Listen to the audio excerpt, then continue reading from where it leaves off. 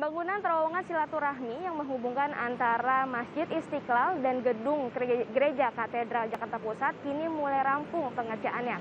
Pembangunan terowongan yang dimulai sejak akhir 2020 lalu kini sudah mulai masuk dalam tahap atau fase finalisasi, di mana terowongan silaturahmi yang dibangun sepanjang 226 meter ini kini dapat mulai digunakan dalam waktu dekat. Untuk melihat seperti apa kondisi dari terowongan silaturahmi ini, kita langsung cek ke dalam.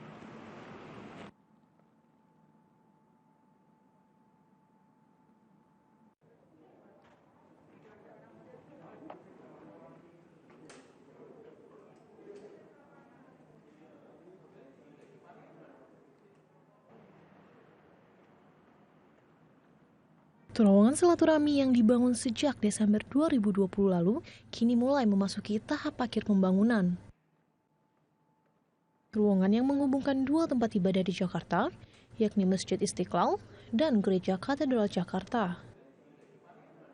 Diketahui, proyek pembangunan terowongan ini dipercepat atas instruksi Presiden Jokowi guna mempermudah akses para jamaah saat melaksanakan ibadah. Idenya kita akan membuat suatu terowongan silaturahmi. Dan terowongan silaturahmi itu akhirnya terwujud sekarang dengan melanjutkan pembangunan dari renovasi tadi dan menghubungkan dengan katedral. Kita menggunakan yaitu adalah tempat parkir. Pembangunan terowongan ini sengaja dibangun di masing-masing lahan parkir tempat ibadah. Di kawasan Masjid Istiqlal dibangun lahan parkir bawah tanah yang dapat menampung hingga 500 unit mobil. Desain terowongan ini pun tampak cantik dari sisi luar maupun dalam. Didesain dengan lantai dan tembok marmer, terowongan sepanjang 28,3 meter ini dilengkapi kamera pengawas dan pendingin ruangan.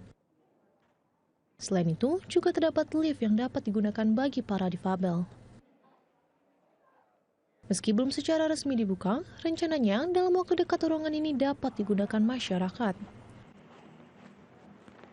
Ya, sahabat RTV, sekarang saya sudah sampai di kawasan Gereja Katedral Jakarta Pusat. Tadi saya sudah mencoba menyeberangi terowongan silaturahmi, di mana memang terowongan silaturahmi ini sengaja dibangun untuk memudahkan masyarakat atau jamaah, baik yang beribadah di Masjid Istiqlal dan Gereja Katedral ini mendapatkan akses lebih mudah, baik dari lahan parkir hingga menuju ke kawasan masing-masing tempat ibadah. Dari Jakarta, Faradina Amanda, Rian Andriansyah, RTV.